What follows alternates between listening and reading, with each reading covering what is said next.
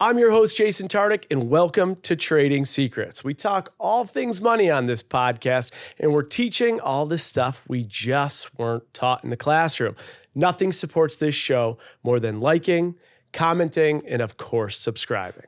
Welcome back to another episode of Trading Secrets. Today, we are joined by Megan Eugenio, aka Overtime Megan. Megan has been working with Overtime, a digital sports brand aimed at the next generation of sports fans and athletes since early 2020. Her engaging personality and basketball knowledge helped her quickly gain a large audience on the Overtime platform, becoming one of their most recognizable faces. Over the last few years, her social media following has grown to over 3 million followers, and she continues to dip her toes in various areas in the sports and entertainment industries, including a recent guest appearance on NFL Red Zone with host Scott Hanson. Today, we're going to chat all things on Overtime, her experiences working as a social media influencer, personal life updates, which there's been a lot going on, what her career goals are moving forward, and just what life's like in the sports and entertainment space as a woman that is creating a massive, massive audience in there. Megan, thank you for being on Trading Secrets. I'm so excited. Thank you. That was a beautiful introduction. Let's go. You got a lot going on by the age of 25. This is unbelievable. Thank you. I mean, there's so much more to unlock ahead, but you did a beautiful rendition there.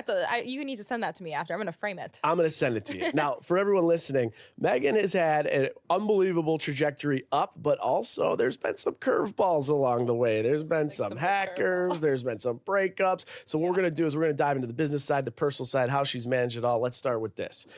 The sports entertainment industry and getting into it has predominantly been male dominated. Yeah. We're now seeing a massive transition from viewership to pay to all the things. We're seeing the success with the WNBA. Yes. Now, talk to me about what it was like back in 2019, 2020, breaking in as a woman in this space. So it was really interesting going into a male-dominated space because I knew what I was getting into, and I didn't go into wanting to do sports in a way of like, I'm gonna, change anything. It was more, I'm gonna come in here and I'm gonna be myself. I'm gonna trailblaze my own path. I wasn't looking necessarily to be, the image of women in sports. It was more like, I'm gonna be comfortable within myself because I'm not an athlete and I'm not somebody that's athletically inclined. So I never had that insight or that background as most women in sports do. A lot of women reporters have a background in basketball and WNBA and things of that sort. And I never had that background. So I couldn't really relate to that audience. Okay. And so when I came in, I was like, I'm going to relate and tap into an audience of like, I'm a big fan of sports and I look at it from a fan perspective and show it from a fan perspective. And so this just might be like my humble way of saying it, but I came in knowing what it was and I really embraced my feminine side, like makeup and beauty, and realizing like, I am a woman and these are the things that make me a woman. These are the things that I like to embrace. And going into a male dominated field, I'm going to continue to embrace those things. I'm not going to switch up myself to fit this archetype that people may want me to fit. Okay. I'm going to come in here and I'm going to be my girly self. I'm going to be silly. I'm going to be, all over the place. And I think that was like the beautiful thing of it is that I went in with an open mind on, I'm going to be accepted here. And it just so happened that it ended up being a beautiful place for me because people, I think, just love someone who's unapologetically themselves. 100%. And that's what I continue to be is, maybe I don't know every sports fact. Maybe I literally don't remember the shoes that LeBron was wearing back in like 2009. Like maybe I don't, but you know what? I love the sport. I engage in the sport. I engage in the audience. And that's what I think really worked for me is that I didn't look to transform what was already there. I just looked to add to it. Right there's a trading secret itself because I think what everyone tries to do is copy and paste. Yeah. And then they try and copy and paste and they say, oh, I can't do this because I don't have that. I don't know every sports analytical piece of information. I don't know the person on each team. And so then they write themselves off. I love that you didn't do that. How does this happen though? So you're at Pace University. You're a student. Yeah. And then all of a sudden you transition out of nowhere to Overtime, speaking about basketball. Talk to me about what that career jump looked like. So it was very unexpected in the way that like Overtime was much smaller at the time. Yeah. And granted, they were still rather large. They were about 1 million followers on Instagram. I'm unsure what their YouTube was, but they had a cult following in New York City. They were very much a prominent media role in New York and just the culture here, the sports culture. I knew Overtime from high school. Like I knew what the account was. But it was about a month into my freshman year at Pace University, and I always knew I wanted to end up in sports, but I didn't know what the place was for me in sports. I always loved basketball. I loved the NBA. I loved Dwayne Wade, and I was like, how can I find a place here? I thought I was going to go 4 years in school and then just get like a front office corporate job. And I just thought I was going to go through the mill. I was literally in the business school and I was like, I don't know what I'm going to do. But, you know, I always had this eye for the NBA and the glitz and the glamour of it. Thankfully, about a month into school, I met someone through social media and he worked at Overtime and he was like, you know, the real truth, he asked me to like go on a date. In reality, I was like, well, I want to work for Overtime. So Did you go on the date to get into Overtime? Yeah, I went on the date. I didn't go on the date to get the job, but I actually was like, you're hustling. How did the date go? It was not that great, but it was. But he got you into Overtime. He sent me his manager. I said, can I have the number of your manager? And he was like, yes. And That's amazing. It was like a mutual connect on social media that someone that worked there. And obviously the intent wasn't originally like, I wasn't going to go on this date to get the job, but it just so happened that I was like, hey, maybe they're looking for like someone else to work there. And I'll make coffees, I'll make copies, I'll do Excel sheets, I'll ship out packages. I'll literally like sweep the floor. I was like, I'll do anything just to like have a little side gig. And also, freshman in college, like you just need a little pocket cash. Yeah. And so they hired me. I think they called me like the same week that I sent an email. I sent them my resume, and then the next week they called me in. I never even was an intern. They just hired me as part-time. And I worked 2 days a week on Thursday and Friday when I didn't have classes. What were you getting paid then? Oh my gosh. I think I was getting paid the New York City minimum wage when I first started. 2 days a week for 2 hours at a time. So I worked 4 hours a week and I got paid $15 at the time. Wow. Yeah. Okay. $15 an hour. And what were you doing? I was doing Which is, by the way, like not terrible for a freshman in college. But also it was like the experience. Yeah, of course to be at the media company. Yeah. I didn't care what I was doing. I was literally taking out the trash. Like I didn't care. I was staying after hours after the cleaner had left and I was locking up and I would do my homework in an empty office, just getting my stuff done. And then I would sit there for 4 hours and get paid to do it, just to lock up. And I had the keys to all the offices and I would say like they were a smaller to medium-sized company at the time compared to what we are now. Now we're so large and we've taken over and we've expanded so much. But at the time, they were still so large to me and obviously to a lot of the kids in the New York City area and all over the world that it was just an opportunity to be there and such an honor to even be there refilling the K-Cups and sending out and organizing athlete addresses and unfollowing people on their Twitter and following people and running the CEO's Instagram and building him up. So that was like an honor to me to like have an extra phone and like run the CEO's Instagram. I was like, this is insane. Or even to have like the Twitter login, like for an 18-year-old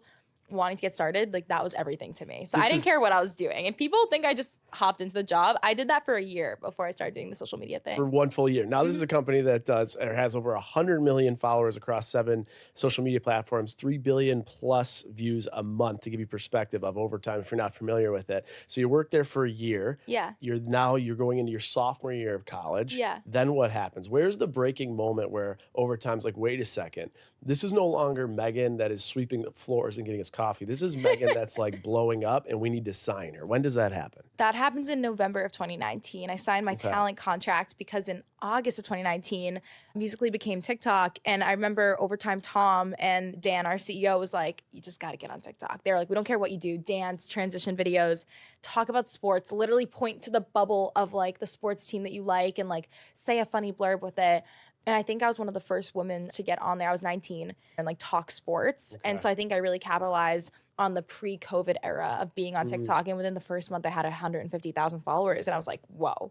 And so I think by the time they signed me, I think I had 300,000 followers. How do you know? So how old are you at this point? By the time I signed the talent contract, I was 20 years old. Okay, so 20 years old. Yeah. You're now sophomore year? Yeah. Sophomore year. Your minimum wage was $15. It upped after the contract. Yeah, went up. Now New York City, it's $16.50. Yeah. They then bring you this contract. How do you know where, especially like negotiating, is a younger, first of all, there's a lot of discussion about women negotiating in the workplace. Yeah. And how we can reduce and limit this gender gap in pay. Yeah. So you're young, you're 20. I you literally don't know just your worth. turned. How do you know how to negotiate this? And what was it like? I didn't. You just accepted what they gave you. I was such a broke college kid who wanted to make something of my name. Sure. I had such a thirst for making something of myself super early, and I didn't know what it even was. But I remember always wanting to be something that people just looked at. I wanted to be a trailblazer in some way because I always felt like I needed to fill something inside sometimes, and I felt like that was the way to do it, or so I thought at the time. And it turned into, when they first sent that offer out, I literally sent it to my brother-in-law, like my sister's husband, and I was like, can you look this over? I didn't have a lawyer at the time. I didn't have a contract lawyer, none of that stuff. And he looked it over and he's like, this is great. He's like, you should sign this. And so we didn't even go back and forth. I just signed it right away. It was a 3-year deal. And the money went up every single year, but it was just like crazy. The fact that I even was offered like a salary at 20 years old in college, like, and doing what I loved, making content. Like I was like, this is crazy. And so it was the dream job. And also, the pay was good for someone at the time, like my age, who I think I'd blown through my bank account at that point by the time I'd gone my sophomore year. You work over the summer and then the money goes away within a month, especially in New York City. Oh my gosh. But and so I accepted the first offer. I was never going to say no. I knew overtime was the place for me. Was it structured that there's incentive for performance too, or was it just a salary? It was just a salary. And it was the first year it was an amount, and the second year it went up, and then the third year it went up, and then you can re-sign, if you get offered that. So renegotiate then in the 3 years. After the 3 year. Yes. Okay. So tell me if you could give me this. They started you at 15. Was it double that per hour? You think it was at least $30 an hour, or what can you share about it? I wonder if I can like share the numbers. It was my old contract and it was like years ago, and I'm not working 9 to 5. Like I'm not working 9 to 5. I'm working like at the most random times, like maybe like once or twice a week. Like so really for what I was getting paid, the work and also the opportunity of it was well worth it. But like the first year, let me guess. Okay, you can guess. I want to guess. First year. And you have 300,000 followers. Yeah. It's 2019, so it's not as like, they're still trying to figure it out. Yeah. 70 grand. Oh my gosh. Wait, I'm so flattered now. 50 grand. That was the second year. That was the second year, 40 grand. So it went 40, 50, 60? I think it was 30, 50, 65. Okay. Which, by the way, I'm getting way ahead of my skis because inflation, everything else. This is before then. You were a college student. This is unbelievable. Getting offered $30,000 is my God, it's unbelievable. Yeah. So did you at all think about, okay, I just got a 3-year deal. I wanted to get into this. Yeah. Now I'm spending all this money on school. Did you think about leaving school? No. I value education. I love education. I know a lot of people, there's so many avenues nowadays, and I support people who don't need education or want education anymore. But personally, I love learning and I love growth, and I love the structure of school, and I want to go back and get my master's. But there was a moment where I was like, do I need school? But I think it was just more the idea of like so many other people do that I was like, should I even have, like, I should think about it. It's like when like you get famous and you're like, should I go to LA? Everyone has the idea, but I never fully believed in it. So I never believed in leaving school. I toggled with the idea for maybe like a week. Okay. But it was, nothing is guaranteed. And even right now, I wouldn't even, if I was in school right now, I still wouldn't leave school. Nothing is guaranteed. And I liked the idea of getting a degree and having it. So I felt like it was a flex to me and myself. When I looked in the mirror, I wanted to have a degree. I did change my major though, when I started actually getting more into it. So I was in the business school, and instead of doing accounting and finance and all these things and econ, I was like, let me just switch to media and communications, where it really did lighten the workload regardless. I love it. That is awesome. On all your handles now, it's Overtime Megan. So Instagram, Overtime Megan, TikTok, Overtime Megan, X, YouTube, etc. Well, YouTube is just your Meg on the mic with Overtime Megan, which I was on her show, so go check it out. She was drilling me. She had some really good questions there, so definitely check that episode out. But Overtime Megan, who do they own that IP, or do you own it? I own it. So that has been my Instagram. The Instagram itself has been my Instagram I've owned since I was in 6th grade. Okay. And obviously the usernames have changed at first. My first ever username in 2012 was Sparkles17, and now I'm Overtime Megan. But it's more of, so the whole overtime and the name thing is a very common thing in our company. And it's to build community, to have like a nickname, to have a thing to relate back to, instead of just having your name and building your name and then having to make people have to make that connection on their own. They already just naturally make that connection. So it's for brand recognition. It's a really smart tactic. And, people literally call me Overtime. Like when kids see me on the street, they're like, Overtime, OT. And I respond to that. That's so like, sick. No one even calls me Megan anymore. Like kids on the train will be like, OT. And I'm just like, hi. Like it's cute though. It's like, they really did a good job making that their community and that their thing. It just works so well. I love it. This is a conversation I had with Brianna Chicken Fry. Yeah. She was with Barstool, right? And she told me a story about that. She was offered $1 million to leave Barstool. Wow. And she didn't take that because she saw the infrastructure, the company, and the long-term run with it. Yeah. Hindsight, great move for her based on her success. Yes. If you were offered a big offer like that, $1 million to leave, would you leave over time? Or is there a number that would get you to go out on your own? Or what's your take on that? Never. Really? I think if overtime has given me the tools, and then I've taken them and built what I've built alongside them. And it's such a partnership and it's so cohesive and we've grown so much together. But like I said, even at the time, like overtime was so much smaller, and like the hindsight was that they were gonna go crazy and big. And now we have a football league, we have a boxing league, we have a basketball league that is wildly successful. We're producing NBA players, and we probably didn't even see that at the time. It was just visions.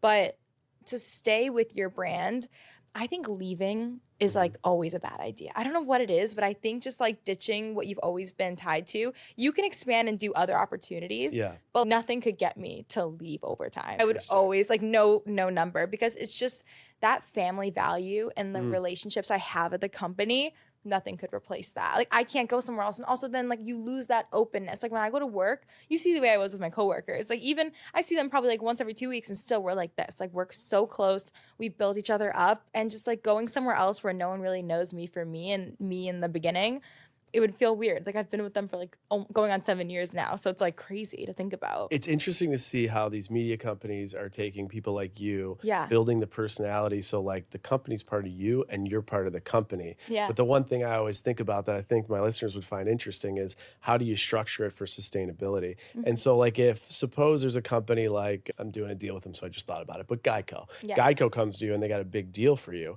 Can you do it, or does it have to go through them, or do you have other agents? Like how do you handle things that come to you that aren't at all associated to overtime so that you can have other multiple revenue streams? So I do. And that was just an open conversation I had with overtime. And I think it just comes with growth. You know, when it comes with growth, you have to let your talent grow. And so me growing myself by, you know, the last 2 years, not this year, the previous 2 years, I was signed with the Knicks and Rangers at Madison Square Garden. And so that was not overtime related, but thus that grows my name in the sports industry, thus, you know, giving them more credibility, me doing NFL Red Zone OT gives me credibility, gives overtime credibility. It makes me look better the more that I can grow in the sports world. So I do other opportunities as long as, you know, there's no stepping on the toes in terms of like, you know, contracts and all the legalities of the things like that. But I've never been told to not do anything. They have always let me fly and go where I needed to go and do the opportunities I need to do. Like when I started expanding into hockey, overtime doesn't do hockey. And so that was also room for me to grow and for them to also have that in their arsenal. Like, you know, so if a hockey company or a hockey brand or an NHL team or an event comes to them, they actually have that now in their arsenal to be like, oh yeah, Megan's a hockey girl. Here you go. Like we'll push her out. So it grows them. And it's just a very symbiotic relationship. Okay. That makes perfect sense. Let me ask you this. People listening right now, they're seeing what you're doing. You're talking about the Mets. You're talking about the Rangers. You're talking about MSG, all these big places and people. I want you to give a couple tips. When you're going into live TV or you're going into an interview, what are things that you do behind the scenes that help you prepare for a good interview? So someone could be listening to this. They could be getting ready for a date. They could be getting ready to be interviewed. Maybe they're leading a pitch at their work. But you do it all the time on live TV and on digital in front of millions of people. What are some of your like hacks to nailing it? Okay, you need to study. Like, I don't care how good you are with like on the fly. I don't care how witty you are. You need to study. You need to have all the knowledge in your arsenal, because you don't realize having knowledge in your subconscious about anything really just helps you in day to day with the conversations, with interviews, going on a date. Having knowledge on certain things, you don't realize it, but it does get stored. You may think you're not absorbing all this information, but it gets stored somewhere. And that way, like before I went on like Red Zone OT, I did a lot of studying in the week prior because, you know, just in case we brought up a certain game, a certain play, I knew what was going on. And even if we didn't even bring any of that stuff up, I had that knowledge in me to like bring it up and relate to the crowd. And it just makes you sound more credible. So if you're not doing your studying, so that's rule number one. You must study. You have to. You can't be lazy. You have to have that in your game. Also, blind confidence in yourself. Don't think about it after. Do what you need to do. Don't think about it after. What do you Don't mean? analyze it. Don't critique once yourself. It's done, you're saying. Once it's done, it's done. You cannot critique yourself. You can't get down on yourself. I used to look back on some like interviews and content I did, and I was like, why did I say that? Why did I sound like this? Why am I blinking so much? Why do I have these weird hand movements? You can't overanalyze, because then you're going to think about it too much in the next interview and you're going to psych yourself out. You need to just slow yourself down in the moment. The only time it counts is in the moment. So when it comes to the actual looking confident and the execution, you just need to slow yourself down and realize, this is comfortable. This is a space. We're all human here. And sometimes it can feel a little more robotic, but just to feel it and absorb it in the moment, just be present. Do you ever get nervous before going live TV? Absolutely. How do you deal with the nerves? It fuels me. It helps me, because then like you're like all jittery, you got butterflies, and they fuel me for like a really good high on TV where I got all the energy in the world. And so I think that's my specialty, is like I have a lot of energy before I go on like camera or something or filming. And then after, it's like a nice adrenaline come down where I'm just like, I did amazing. But really, I just let it fuel me. Like I practice, or I talk to myself. If you're going on like TV or on air or on content where you have to memorize something or doing a live event, like I'll just talk to myself and do the lines to myself. That's an easy one. You just repeat the lines and repeat. Yeah, like. Have you ever had a moment where you've totally screwed up? Absolutely. Have you ever had a moment where you've like blanked out, and like, is there one moment where you're like, that was my most embarrassing moment on TV? Definitely like a live event. I've done like something embarrassing live. I was doing some live hosting for a nitro cross race, which is, it's motorsport. Yeah. And I remember like the person in my earpiece was talking to me and they said something to me, and you talk into the mic to go respond. So I had given the intro to the segment I wanted to segue into. Yeah. And then the segment was happening.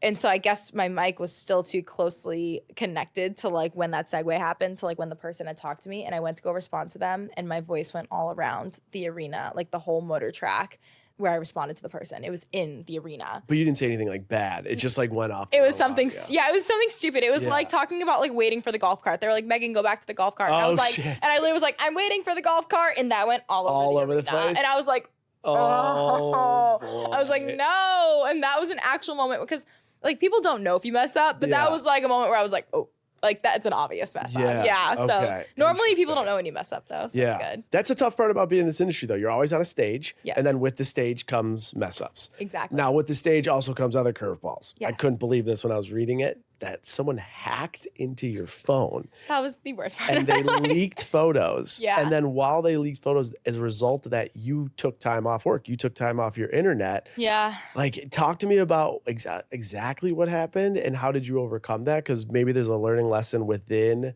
I don't know, being on that kind of stage with that kind of visibility that someone could be like, okay, put in perspective of what they're going through. Like, I got this. So creating a life in the sports industry, I have a male following. Yeah. And I think when it comes to my image, there was some people that followed me for a reason where it was just more, visual, it was more attractiveness. And they were like, okay, cute girl, I'm going to follow her. Sure. And so I think that created a community of people who just wanted to see more and less sports and more me. And so it turned into like a little bit of a dark side on the internet where like, I found forums of me and people were editing photos of me in the nude and editing my face onto videos. And I think it got to a point where that wasn't enough. And somebody was like, there's a lot of money to be made here where, there's no images online. There's no sort of lust factor. And I know there's something in there because I kept my relationship life private. I kept my romantic life private. And also I didn't post for the masses. I didn't feel confident in being sexy. I personally don't like that. And so online, but I did in my relationships. I did in my private life. And so I think someone realized there was something to be opened up and revealed. And so that's exactly what they did. So Real one quick day, though, so just so I have clarity here, they were making fake photos of you. Yeah. Like AI bullshit photos. AI nude photos. And there was enough attention to these photos that aren't real at all that you're saying someone was like, oh wait, there's like a business here. I need to get on this. Yeah, because Jesus. I think when you don't show enough to the world, and the internet's a very dark place, I think when you don't show enough, people go searching for it. And so I think that's exactly what happened is someone realized like there's a big audience here. And so, you post these where, no one has seen this person in this light, it would go crazy. And so someone had the idea of hacking into my Snapchat and they downloaded me and my long distance boyfriend's conversation. And then they even added my ex back and then downloaded that conversation and some other things as well. And like it wasn't in my camera roll, it was all on Snapchat and my memories. And and just posted it one day. But they hacked me in August of 2022 and didn't post it until April 2023. Did they, when they hacked you, was it like, what would you have done now with your Snapchat differently to avoid being hacked? Like, I had two-factor on. You there's did? there's nothing you two-factor can on? do. There's nothing you can do. If someone wants to hack you, they're going to hack you, especially if it's like a high-level hacking system. They're going to get you. I think there's a certain way they did it where like you can't avoid it. If they're going to hack you, they're going to hack you. And my passwords are literally 1 billion letters long. Like, I make it unhackable. And so like, take it from me as someone whose passwords are 50 characters long, they still were able to get in. I had 1 million missed calls from like the Snapchat two-factor, 1 million texts from the Snapchat two-factor. And I guess they just somehow were able to get, I thought my iPhone was hacked. I thought they hacked my iCloud and they were able to transfer my number over to one of their devices. I'm not exactly so sure, but they were able to get the two-factor that was on my phone and they were able to get that information and log in from wherever they were. Did they ever blackmail you saying like, we'll release these if you don't give us X, Y, and Z? No, that's the thing is like they held on to them for months and I thought I was in the clear. And I remember telling my boyfriend at the time, I was like, someone downloaded all of our conversation. And so how could you tell? Because it said saved to camera roll, saved to camera roll, saved to camera roll, are all the things that were in our conversation. And he was like, it's fine. And so we all checked the internet, his entire family, everyone looked on the internet, no one saw anything. Well, that's a little risky. Having his whole family look. Oh, the parent, the mom was definitely involved. We were looking, I was freaking out, but since nothing was on the internet, everyone was like, you're fine. Like someone probably just kept it to themselves. Like they probably just hacked you and they kept it. So I changed the password. I started contacting Snapchat as a whole thing. And I guess we let it blow over and we forgot about it until one awful day in 2023. How much longer was it? This was August to April. April is when they posted it. August 2022, I got hacked. Holy shit. Went through the whole 9 months. fall. Yeah. And then a whole baby. And April 2023, I woke up one day and they were all over the internet, all over Reddit, Twitter. People were making edits of it on TikTok. And my account blew up. I think everyone in my life had called me. People I didn't even know had called me. Like people like in the media industry who didn't even know me were like, are you okay? Because I think everyone knew. Like I never posed sexy. I never was sexy online. And so to have my private life blasted out like that was like, oh my God, like Megan's not okay. And so I was not okay. It was bad. Everyone in my life called me. Everyone called me, but everyone supported me over time. Yeah, utmost support. They were like, "You got this. Like, you're a boss ass woman. Like, you literally are gonna overcome this." But they were like, "We're just gonna deal. We're just gonna deal." Everyone that worked around me, even people high up in the companies that I was aligning with, everyone just sent their support and they're like, listen, just take some time off. But it was unfortunate that it went so viral, but it's because I never had posted in that way before. So I think people were just shocked. It was a shock factor, but it was bad. But also there was a scandal like before too that I gotten my name out there that wasn't even real. I had another scandal. There was a photo of a girl in bed with Antonio Brown and it went viral and people said the girl looked like me and so everyone believes it's me. And it wasn't you. No, it's not me. And they either thought it was Giselle, Tom Brady's ex-wife, or me. And I was like, what a duo of comparisons. But you're like, I'll take the comparison, but it's not the truth. I was like, not me and not her. And so that was a light scandal that I had been involved with. And I really got to see that was before this. That was in January 23. So in 2023, I really got to see the dark side of the internet, which I never thought I'd be pulled into as like somebody who was very modest online and somebody who only worked in sports and just like loved basketball and like loved hockey and loved NFL. So it was really sad that like I got pulled into like the dark side where, you know, people are trying to tear you down. And so that was one scandal and I had to address it on my story and be like, that is not me. And people still believe it's me. And then literally 3 months later, another scandal. And that one actually was me. And it was tough because... I'm so sorry. That's brutal. Thank you. It really gave me such thick skin. It made me realize so much. And the amount of friends I made through it actually in the industry and a lot of women that came to me that were like, this happened to me too. A lot of women in the industry, a lot of people in media, people from LA, just like people everywhere were like, I see you and like I feel sorry for you and I'm here for you. Like the amount of support was so overwhelming that it filled the void of what was actually happening in my life. But that is like pretty much what ended like the relationship I was in at the time. So my life took a whole 180. So because that happened, you guys broke up? It was a lot. Like he was playing hockey at the time. So like imagine like it would have been just too much to continue our normal lives. Like for me to like go to his games and like fans would come up to me at his games regardless. And so like with how viral it went, it was just too much for like me to continue my life with him there. For him, he needed to like lay low. Even playing hockey, he had to lay low and not do some interviews for a while, not do content on the side. Like were like things of him leaked too? Yeah, he was in it.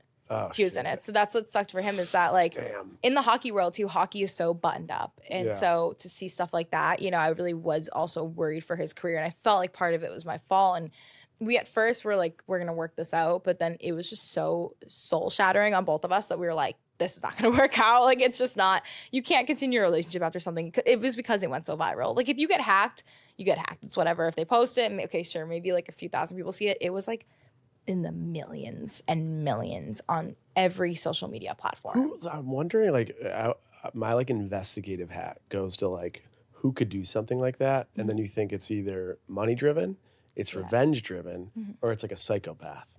So like the person that hacked you, like, do you have any idea who it was, or do you think it was business money? Do you think it was psychopath or revenge? I think it was business because somebody saw an opportunity. How do you make money off it though? You sell them. So I think. I can't actually say it's a case. I actually can't say too much. Okay. But this is like an opinion of mine. I do think it was money driven to take them, and there's a market there, and to sell them. That's insane. It was crazy. Like my Instagram, even deleting my Instagram. I deleted my Instagram and TikTok for a bit. I said on Snapchat, I was like, I'm going to go ghost for a bit, see you guys. And I stayed silent for about only 2 weeks. And then someone, I think it was like my boss, and he was like, you got to show that you're not afraid of it. Or like someone said this to me. It was probably him. He was like, you got to show you're not afraid. Yeah. Like if you hide, that says I did something wrong, I'm going to go hide in the corner. He's like, you got to stand up. And I was like, I'm going to stand up then. So I stood up and let's go. I bounced back within like a month. And I did like a podcast after that. I did like a Megan tour. I was single. I was like, I'm going to like get back on my grind. And I started doing like events again. And it was like the first events back to everything. Like my first Knicks game, my first Rangers game, my first like even working with like some hockey teams or hockey events, just doing things that were like that. Like my first events back after were anxiety inducing. Cause I'm like, does everyone know? Everyone know? Sure. Yeah. Everyone knew. Everyone knew and no one cared. No one cared. The only people that cared are like the incels and trolls online. They're like, haha. Yeah, the weirdos. But real people in the business, like know stuff happens. They know, like no one in the industry disagreed or made fun of me. In fact, it was just so much support that I was like, I feel good. But it is the thick skin you have to build for all the trolls online who are going to make fun of you and make edits out of it. Yeah. Edits. They made edits. It's unbelievable. It's so bad. Sad. It's sick. It's unbelievable that you had to deal with that. You know, it's interesting. I just talked to an insurance broker, and one thing he's like, I think you should think about is called social media disruption or internet disruption insurance. And essentially what the idea behind this is like, if something disrupts your business, which is generating revenue consistently through the internet, then like it insures you.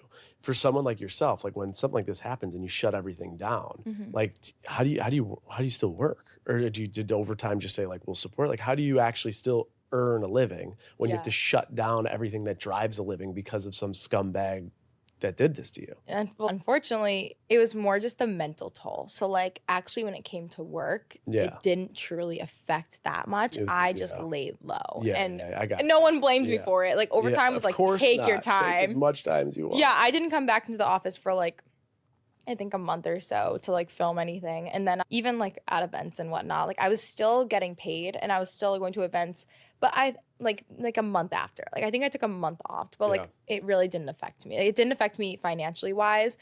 Maybe in terms of like future brand deals, the people that may have wanted to work with me and maybe stepped back due to the height of the publicity in it and the PR nightmare that it was. Maybe there was some deals that maybe didn't go through that I probably don't even know about, but like it didn't actually stop anything. Like I continued to work in sports. I continued to get offers and deals because I think everyone has a general understanding of like, this was not your fault. Like this literally was not your fault. It was your boyfriend. They hacked your boyfriend, your ex-boyfriend's conversation. Like you weren't like doing this somewhere. It was just more of the aspect of like, you know, getting over it and coming back. But it is funny because a lot of people like said the same thing. They're like, this could affect like, you know, money. And I guess that's like an argument there. It's also an argument in terms of, you know, just reputation too. It's like your reputation is almost like tainted in a way to something you can't even like help. But I would honestly look into that. That's probably a really good idea because like cancel culture is so common now. And in a way I got like, not canceled, but like people like hated on me for it. And I'm like, what did I do? You got assaulted. Oh my God, it was so bad. That's so bad what they I laugh about it now because I processed what had happened to me. But in the moment, I was definitely not laughing. It was brutal. It was brutal. So for anyone that's listening to this, that's going through a tough time or a time like mentally something happened, it could be anything. Yeah. Like, what is your biggest learning lesson from that experience and getting over it and being through it that like you would give to someone listening right now? I think you just have to put down the phone and realize, like, if you have a strong base around you, you know, your friends, your family, people that love you for you, turn to them, talk to them, call them.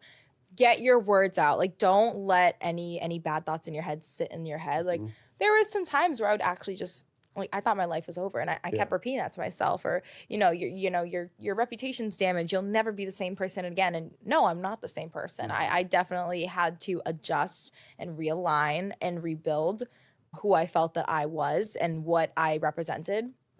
But everyone in my life who knew me reminded me, like, no, you're the same person you've always been. So it really was a lot of leaning on my friends and family. And so you just got to talk to somebody, even if it's a therapist, talk to a therapist. Like, if you're going through a hard time, if you leave those thoughts in, I don't care if you sound like a broken record to whoever you're talking to, just keep getting it out until it's out of your head, and you have to speak it out. Because really, like, bad energy and bad feelings, like, it really does manifest into like even worse things. I think it snowballs. Totally. So you must just push it out into the universe and let it float away like a little balloon. I like it. Push it out, let it float away. Let me ask you this. So like, you at 25, you've accomplished so much professionally, but you've also dealt with some of this adversity. You had mentioned the Antonio Brown thing. You had obviously mentioned this. Yeah. And then like, even when I was doing research, it said like, oh, you might be dating this guy or this NHL or NFL player, NBA all over player. The place. And then as you're telling me some of these stories, I'm also thinking about like what Aaron Andrews went through.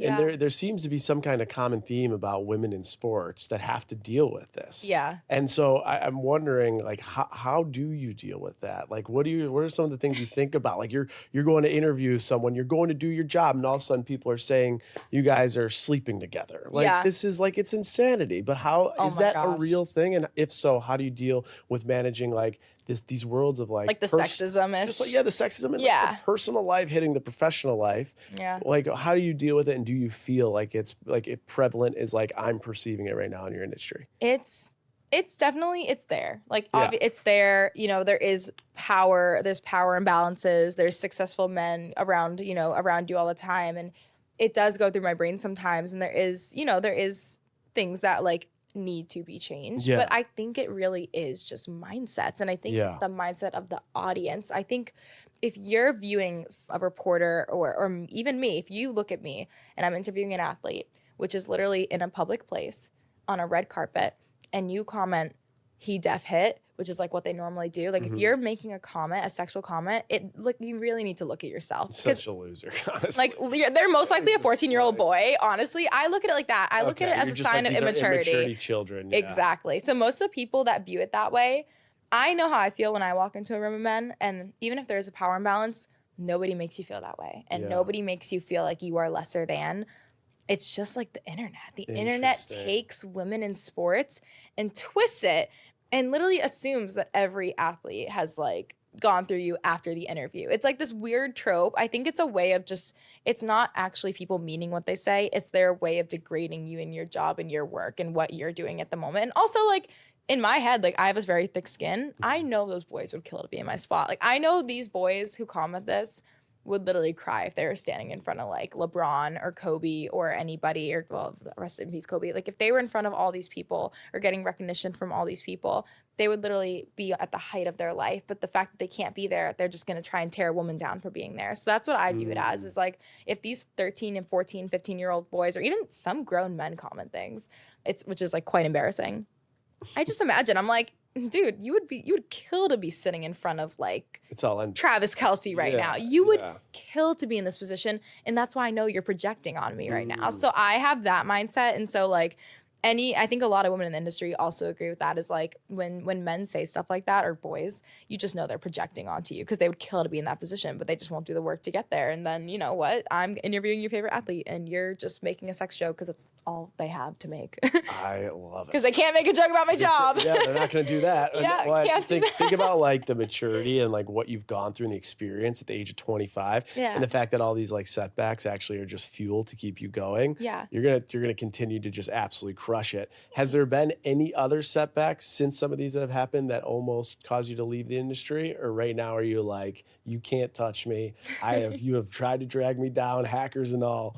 I'm unstoppable. Yeah, you guys try to drag me up by my neck. Me out, I'm unstoppable. Has there ever been a time since all this happened that like you've questioned maybe getting out of the industry or no? No, the sports industry is so amazing and it's so tangible and it'll always be there. It doesn't rely on relevance. It doesn't rely on clicks and views and clickbait and, you know, having a good thumbnail or good title or doing something revolutionary. It doesn't rely on that. It relies on good people, good sports fans, you know, maybe a few beers, some pre-games, all that stuff, tailgating. It's just a really good culture and community that nothing could make me ever leave it. Nothing could make me lose it because the sports industry and what I do has always been there for me and it's always been my defining factor. And even like I went through a breakup and even people being like, you're nothing without that man because he also has a prevalence in the media world. I'm like, I had my life before him and during him, and I have it after him. And so there's nothing that could take this away from me. And you've tried. You guys have tried to make me look bad, you know, but nothing has stopped me. And I think anything will ever stop me. So, you know, I'm always going to be Overtime Megan, and I'll continue to be Overtime Megan no matter what breakup I go through, no matter what scandal people want to pin me up to.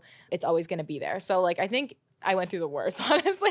I think I've already been through the worst, that everything just feels like an up from here. I think the leaks was the bottom, and you can only go up from the bottom. You're a warrior. You've earned your stripes. You're killing it out there. Thank you. Talk to me about like one career highlight. You think about all these people you've interviewed, all these things you've done. What is like the one memory you're like, this is the coolest thing I've ever accomplished or done? Like recently, I've been so obsessed with the red zone stuff that I've been doing with Scott Hansen. Scott Hansen's like my spirit animal. Yeah, he's a beauty. Oh my God, he's such a beauty. A beauty! Yeah. I love that. He's like literally so amazing to work with. The chemistry's great. We bounce off each other. I literally feel like he's me in like man form and like, you know, a little bit older. He's literally me and I'm him. And so it just works so well. And like that fulfills me every time I do it. It's so much fun. And then another highlight was like just all the Super Bowls I've done. I can't believe I would be at Super Bowl doing what I've done. Like the first year I ever did it, I literally was like on the red carpet. I was doing like live events, live shows. I did a live show with Stephen A. Smith. And I'm like, I can't believe I'm alongside Stephen A. Smith right now. Like also, that's my spirit animal too. I'm like, this man is literally me. Like I love all these people that I get to work with. And so I think that's like what builds my peaks in my career. And also like going to the Olympics this year was amazing. So cool. Just so many things that have fulfilled me in the past 2 years that I'm like, I got to keep going. It fuels me. It's like a high. I love it. You're just rolling. You're high. You're filling. You're killing. All right. Now talk to me about this. I give you a blank check right now. Yeah. And you're like, in my career, this is how much I'm going to earn in a year at one point. Mm-hmm. What number are you putting on that blank check? Like ever? Like this is my height that I want to make in 1 year? You look at your career and you're like thinking about, okay, this is my career. This is my goal. I'm going to take this check. Well, I'm telling you, this is an exercise that Jim Carrey did. Yes. So he said, I'm going to live in LA and in 5 years, I'm going to make $10 million. And on the 4th year and a half with Dumb and Dumber, he hit $10 million. And he brought the check out. It was all crumpled. It was everything. So it's like his manifestation. Yes. So like your blank check as a woman in sports and digital, moving into traditional, what's that blank check? What's the number? We're going to be realistic. Let's go. Because I live in New York City. I pay New York City rent prices.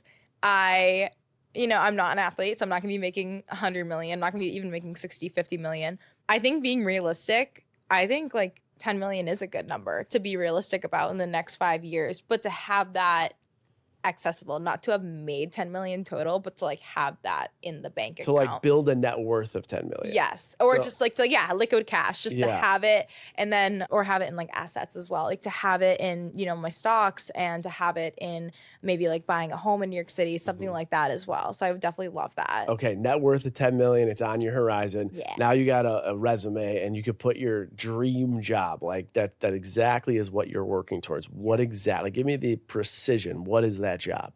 I think definitely just being a consistent table reporter on like ESPN, on like even like co-hosting like Red Zone with Scott, sometimes like actual Red Zone, doing stuff like that, like just being on broadcast with the NHL and NFL. I think NBA, I love NBA still, but I feel like I fit more into the NFL and NHL world now when it comes to like reporting. NBA is still so much fun and I love doing like the interviews with the athletes, but I would love to like go to like the hockey games all the time and like interview the athletes. It'd be so fun. But on Okay. TV, I want like my parents to be able to watch me. So like ESPN on TV, traditional sideline reporting, Yeah. like that's what the future is. Yeah. Digital content wants to be traditional content. Traditional wants to be digital. Everyone wants to make the switch. And so I think I'm on a good track of doing that. And I love hosting live events. So like continuing to do that as well. But to solidify an on TV role would be amazing. When you go for an on TV role and they're thinking about who they're going to go with, do you have to go through an audition? And like, what does that audition process look like? It's more just like they reach out to your agents and they're like, okay, we want Megan for this. Like, can you send in a demo reel? So anyone that does broadcast or just works in the sports industry and that is an on-air talent has a demo reel. How do you build a demo reel?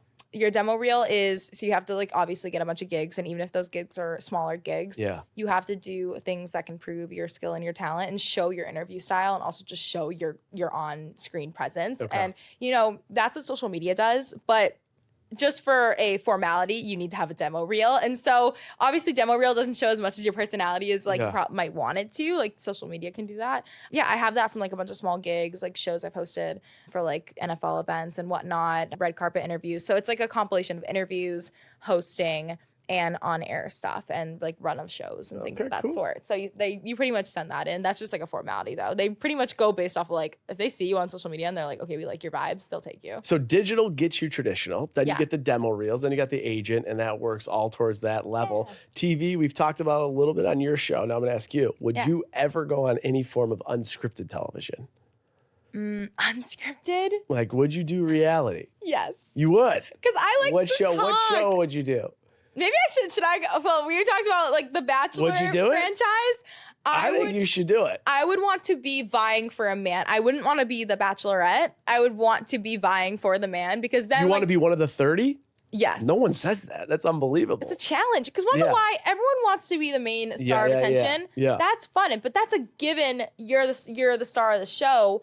I want to fight for it. I want to become the character that everyone like is clipping on TikTok and being like, she's my queen. No, I want to be like the comedic relief. But honestly, I think I'd be a little too chaotic for the Bachelor franchise. Chaotic? I don't know. Why? What? Every girl is just such a princess on there. Like every girl is like a Princess Diana on there. And I'm like, I think I would come in there and they would just not know what to do. Would you be like the villain, do you think? No, definitely not the villain. I think would you stir things up? I think I would be a little too blunt.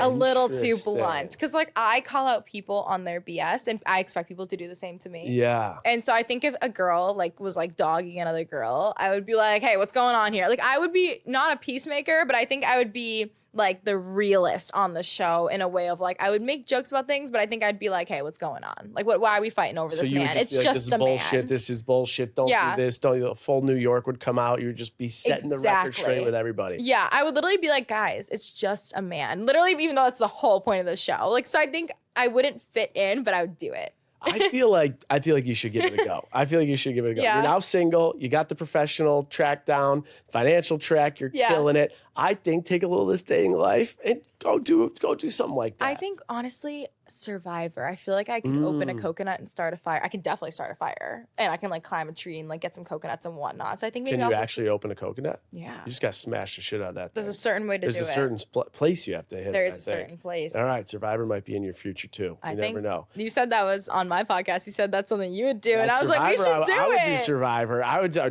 Amazing Race. You could do Amazing Race. I would do Amazing Race. That would be good too. Yes. I mean, there's things going on here. Would you ever do it? Amazing Race? I would do any of those shows. Okay, well, if you ever need a partner that you like... want to go do Amazing Race together? Yeah, I would do Amazing Race. Absolutely. Amazing. We're locked in. All right, last one I got for you on the personal life. What's the hardest thing about dating, like with your profession, being in the public spotlight, being on TikTok? Yeah. Is it hard to go out there and start dating again? I think so. Because you have to differentiate between, do you want someone who also has a public job and understands that aspect, but then you kind of lose a natural human connection that I think when both people are public figures, you do lose a little bit of like the natural timeline of a relationship. I think you lose like the basics of it. What do you mean timeline?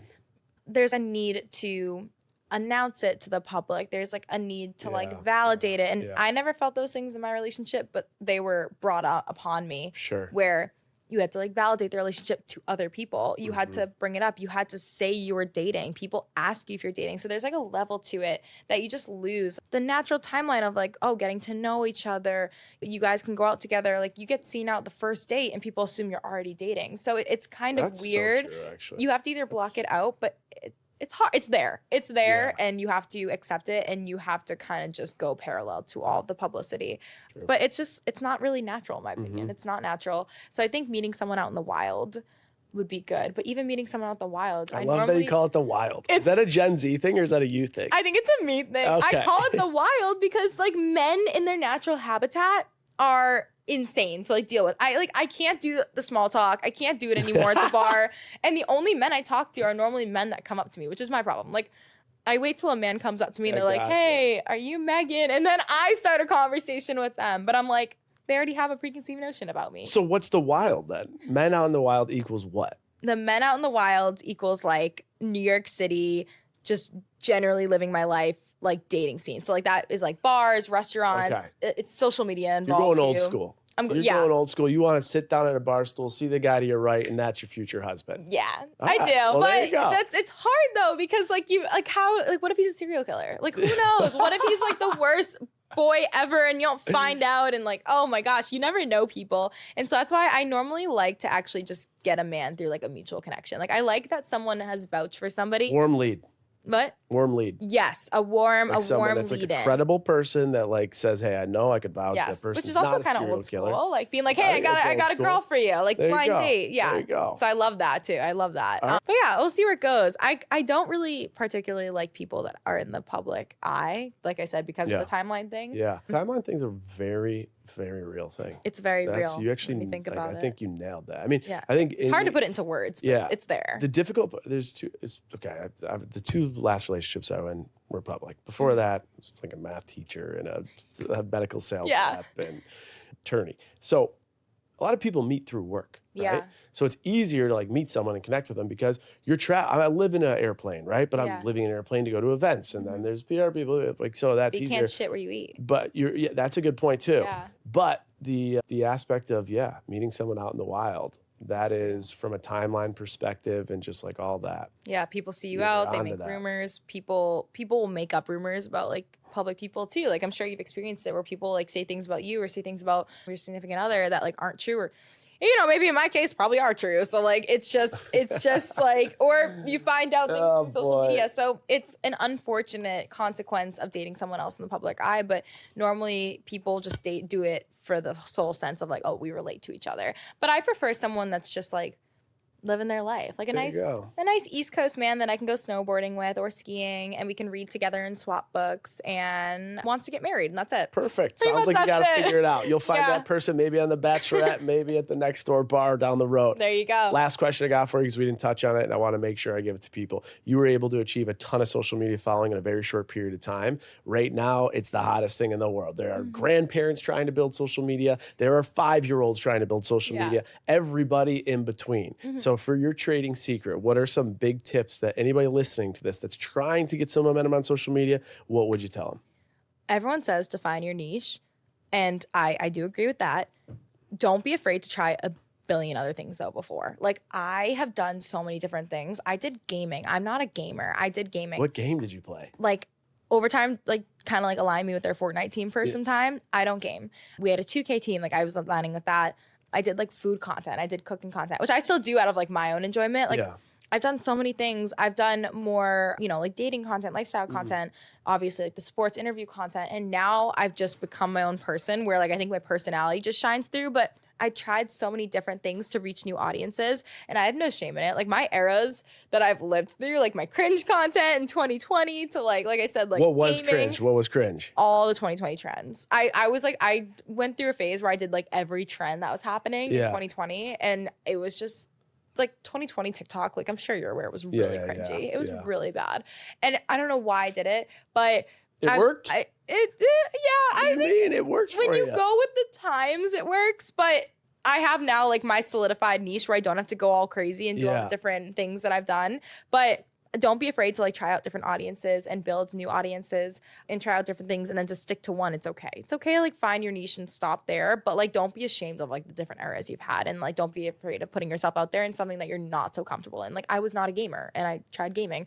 Now I had a gaming audience at the time. So it depends. Yeah, you got to like really try some different Just things out. throw it all at the wall, see what Yeah. works, see what doesn't work, and just try it. I think that's the biggest thing you're saying is Yeah. like give it all a shot, try it, and then you'll get information back based on what you put out there. Yeah. Adjust accordingly, and then you'll be good. Yeah. All right. We got to wrap with one trading secret. So it could be a financial trading secret. It could be life. It could be a quote. It could be a book. It could be anything. Oh my God. But people can only get it from you given your experience. They can't learn from a professor in school. They can't learn from a TikTok tutorial or anything like that. They can only get it from you. The one, the only overtime. Megan. So Megan, what is one trading secret you could leave us with? Can I get a little philosophical? Get maybe? philosophical. The deeper, the better. The only person you have to live with is yourself. And even in the darkness, your shadow leaves you. So, you know, you're always just by yourself. Make sure you're happy with your choices. Make sure you come to terms with your mistakes and your regrets and learn from them. And try to better yourself every day. You're not always going to be happy with yourself, but try to learn what is going to make you happy and fill your soul and fill your voids and learn what you need to operate and get the gears turning. And then you'll be happy on your own. It's like creating your own fire. And then, you know, when people want to bring fire into your life too and add to it, that's fine. But never live your life without your own like eternal flame burning inside. Like I said, shadow leaves you. So shadow leaves you. That was a deep trading secret. That was a good one. And I always like to give one like a trading secret I took away from this. I think that was a really good one. But one I've taken away from you is that I think most times in life when people get set back, it can hold them back or keep them back. And I think every time you've been set back, you use it as an opportunity to propel you for strength moving forward. Yeah. So like these things that can knock people out, take them down, and never want to literally show them face again. Literally. You're like, that is part of me. It defines me. You can't stop me. And actually, because you did that, I'm now stronger and better, and I'm going to be an unstoppable force. Exactly. So anybody listening to this, if you've been knocked down, if you've been kicked down, if you've been punched, if you've been broken, don't break. Get back up. Make it stronger. And F you to the haters. Keep pushing, right? F you to the haters. All the things. All of them. So if we got any haters out there, fuck you. Megan, thank you so much for being on. Great guest. Where can everyone find everything you have going on? At Overtime Megan on Instagram, TikTok, Meg on the Mic on YouTube. You can see me and Jason's podcast from my perspective, and Snapchat, Megan Eugenio. So thank you so much for having me. I had so much fun trading secrets with you. Trading secrets. We'll have to do a round 2 once you hit that that number, that big opportunity. I'll come back with my 10 mil. You come back with your 10 mil, we'll talk. Absolutely. All right. Thanks for being on. Killing it. Woo!